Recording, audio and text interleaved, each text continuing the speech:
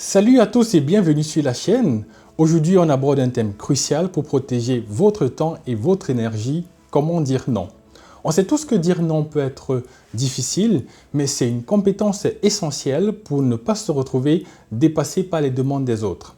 Alors dans cette vidéo, je vais vous partager cette formule simple et efficace pour dire non sans culpabilité ni conflit.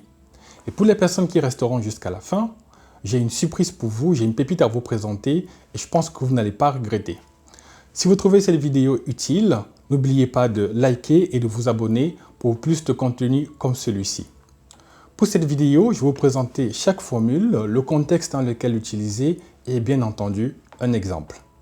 Sans plus tarder, allons-y. La formule numéro 1, je ne suis pas disponible pour ça en ce moment. Dans quel contexte l'utiliser? Alors, cette formule est parfaite pour décliner une demande sans entrer dans les détails. Elle montre que vous avez d'autres priorités sans devoir vous justifier. Et oui, effectivement, je pense que ça vous est déjà arrivé. Quelquefois, on n'aimerait pas entrer dans les détails. Quelquefois, on ne voudrait pas donner beaucoup plus de détails à par rapport au fait qu'on décline une offre. Lorsqu'on se sent parfois pas très emballé, si je peux m'exprimer comme ça, par rapport à une proposition et qu'on ne veut pas forcément donner des détails, il y a une formule adéquate et c'est cette formule numéro 1 que je vous propose. Je ne suis pas disponible pour ça en ce moment et c'est terminé.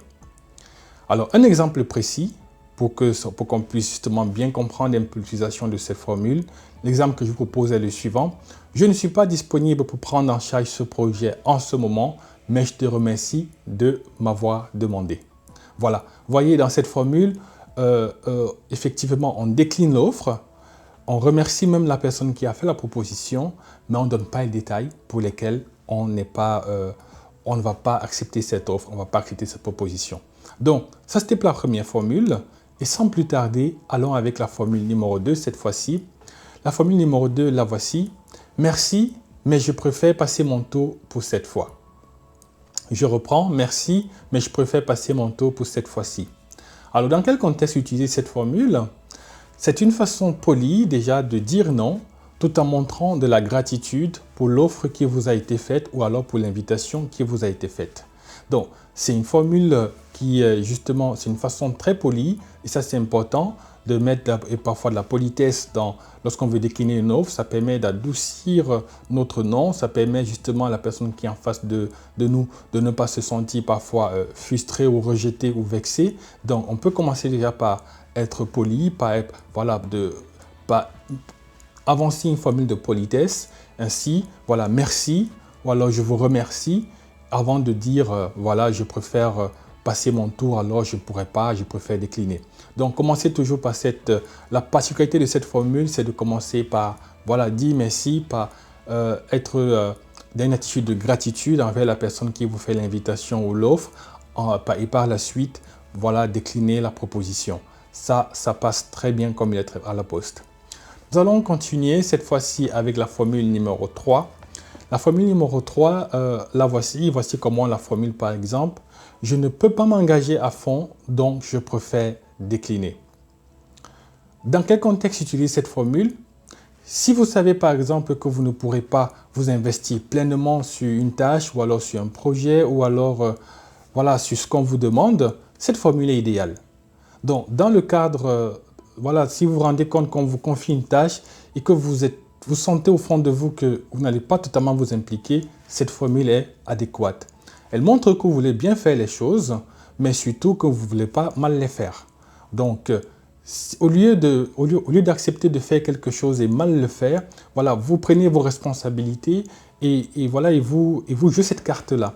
Au lieu de mal faire les choses, non, je préfère ne pas le faire. Au lieu de m'engager et ne pas être à fond, je préfère ne pas le faire. Et ça montre justement que vous êtes quelqu'un de très responsable, quelqu'un sur qui on peut compter et quelqu'un qui, lorsqu'il s'engage, il s'engage à fond. Vous êtes une personne qui ne fait pas les choses à moitié, soit vous les faites et vous les faites bien, soit vous ne les faites pas au lieu de mal les faire. Donc ça, c'est une formule que vous pouvez employer pour justement montrer que vous n'êtes pas, vous voulez bien faire les choses, au lieu de mal les faire, simplement vous préférez décliner la proposition ou alors la demande qui vous est faite. Sans plus tarder, allons avec la formule 4 et découvrirons ensemble ce qu'elle est et dans quel contexte pouvoir l'utiliser. Dans la formule numéro 4, la voici. Par exemple, je vais devoir dire non, mais merci pour l'opportunité. Je vais devoir dire non, mais merci pour l'opportunité. Alors, dans quel contexte utiliser? C'est une formule qui combine à la fois politesse et fermeté.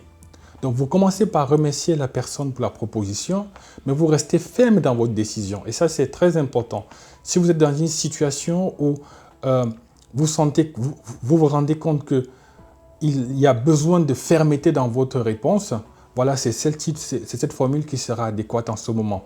Si vous vous rendez compte que vous avez en face de vous quelqu'un qui peut vouloir vous challenger davantage pour repartir avec votre oui, voilà, et que vous voulez rester ferme dans votre position, vous voulez complètement fermer la porte et dire, voilà, après cette phrase, après ma réponse, il n'y a plus rien, c'est la formule 4 qui sera certainement adéquate.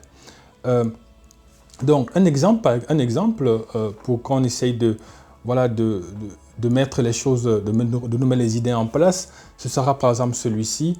Je vais devoir dire non à cette collaboration, mais merci pour l'opportunité. Voilà un exemple que vous pouvez utiliser lorsque vous êtes dans une situation où justement vous vouliez allier formule de politesse et fermeté. Sans plus tarder, allons avec la formule, découvrons ensemble la formule numéro 5 et voyons également dans quel contexte on peut l'utiliser. Dans la formule numéro 5 que je propose, la voici, je ne peux pas cette fois, mais peut-être une autre fois. Alors, dans quelles circonstances ou dans quel contexte l'utiliser? C'est une formule qui est utile quand vous voulez laisser la porte ouverte à de futures possibilités sans vous engager immédiatement.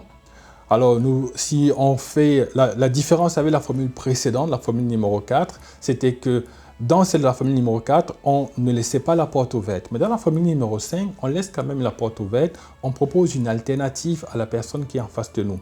L'alternative, par contre, ce n'est pas pour tout de suite. Donc, voilà, j'accepte, je laisse une porte ouverte, j'accepte la proposition, mais ce ne sera pas pour tout de suite, ce sera pour une autre fois.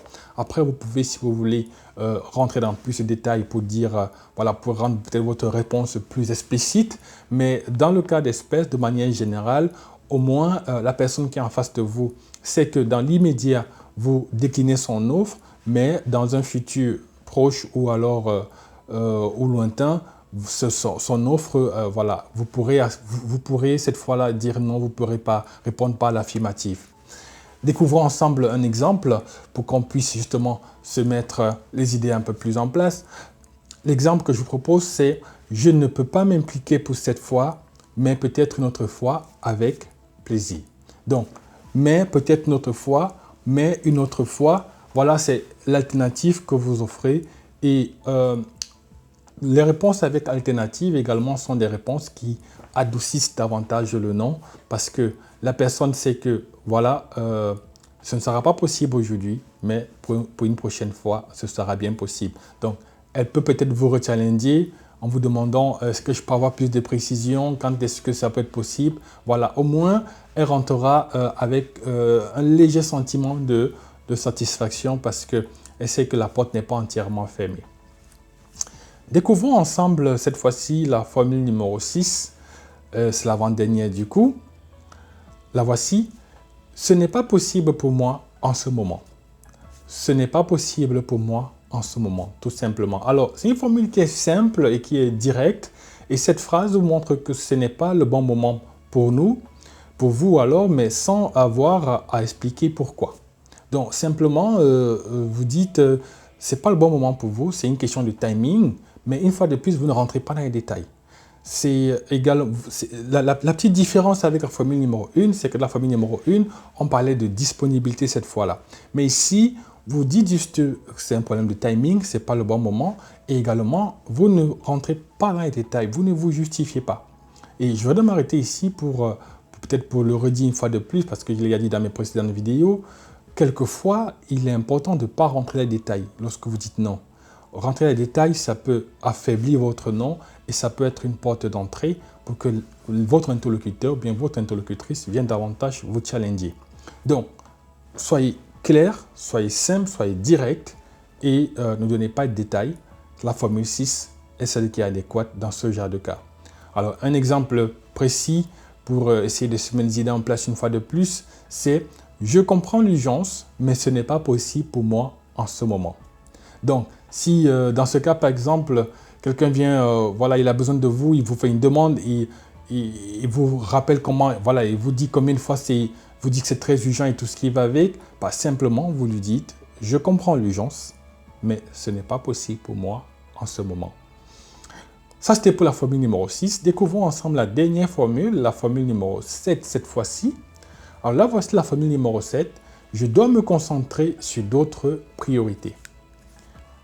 Alors, à quel moment utiliser cette formule, dans quel contexte utiliser cette formule? Alors, il faut utiliser cette phrase pour indiquer clairement que vous avez déjà d'autres engagements qui vous empêchent de dire oui.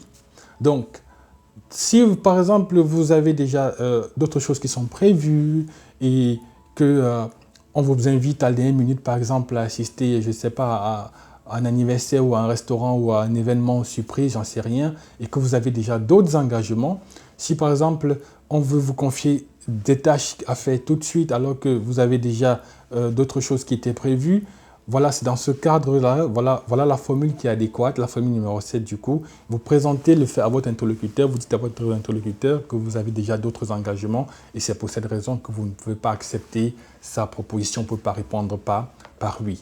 Alors un exemple très rapide, ce serait « Je dois me concentrer sur d'autres priorités en ce moment dont je ne peux pas accepter ta demande ». Donc voilà un exemple précis où vous pouvez utiliser la formule numéro 7. Je vous avais promis une pépite à la fin de cette vidéo puisque nous arrivons déjà à la fin de cette vidéo. Mais avant, je vous présente la surprise ou alors la pépite pour vous, pour ceux qui veulent aller plus loin. Alors du coup, pour les personnes qui veulent aller plus loin, je vous conseille ce livre de William Ury et le titre, comme vous pouvez le voir, « Comment dire non ? Savoir refuser sans offenser ». Comment dire non, savoir refuser sans offenser.